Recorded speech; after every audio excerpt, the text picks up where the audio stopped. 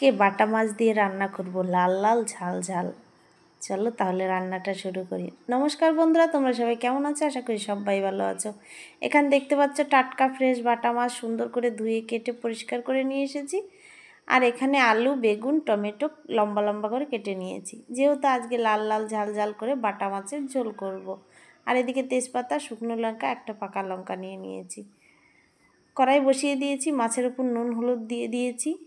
কড়াই গরম হয়ে গেছে, দিয়ে দিচ্ছি সর্ষের তেল। আর লাল লাল ঝাল ঝাল বাটা মাছের ঝোল রান্না করব, তার আগে মাছটাকে সুন্দর করে ভেজে নেব। নুন হলুদ দিয়ে মাছটাকে ভেজে নেব।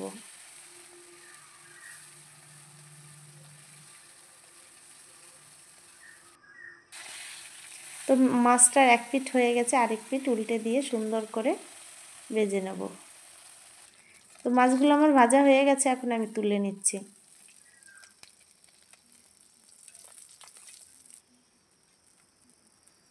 এখন আমি মাছ ভাজা তেলেই লম্বা লম্বা করে কেটে রাখা বেগুনগুলো নুন হলুদ দিয়ে ভেজে নেব।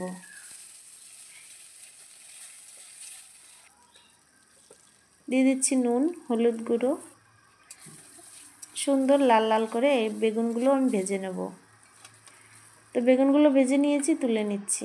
আর এদিকে মাছের ঝোলে লাল লাল ঝাল ঝাল মাছের ঝোলে মশলাটা বানিয়ে নিচ্ছি। 2টো তেজপাতা, 3টে শুকনো লঙ্কা, একটা পাকা লঙ্কা, গোটা জিরে। আবার কড়াইতে সর্ষের তেল দিয়ে 2টো তেজপাতা, কিছুটা জিরে ফোড়ন দিয়ে এখন আমি আলুগুলো এর মধ্যে দিয়ে সুন্দর করে ভেজে নেব।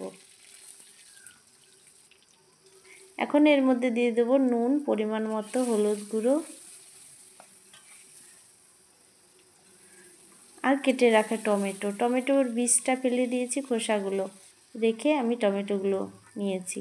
আর এখানে মশলাটাও ভেজে নিয়েছি। এদিকে আলুটাও আমার ভাজা হয়ে গেছে, ঝোল দিয়ে দিয়েছি। তারপর দিয়ে দিচ্ছি সামান্য একটু চিনি। আর এটা হলো কাশ্মীরি লঙ্কার গুঁড়ো, লাল লাল ঝাল ঝাল।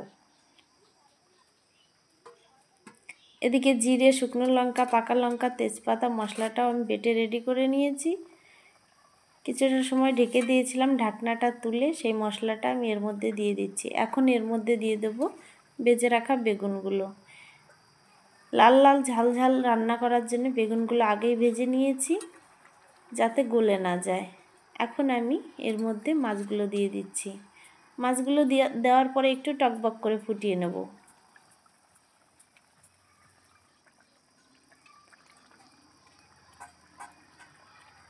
মাছটা এখনও সম্পূর্ণভাবে ভেজেনি, ওই জন্য আরেকটু টকবক করে আমি ফুটিয়ে নেব।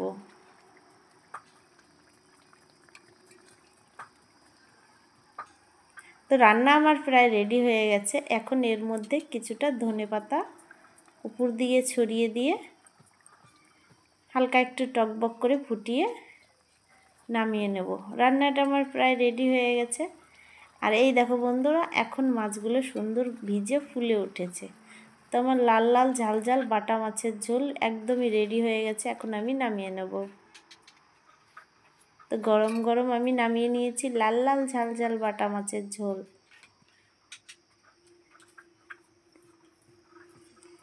এখানে আমার বরমশাই বসে গেছে সেবা নেওয়ার জন্যে। তো দিয়ে দিচ্ছি 1 পিস আলু বাটা মাছ আর 1 পিস বেগুন। লাল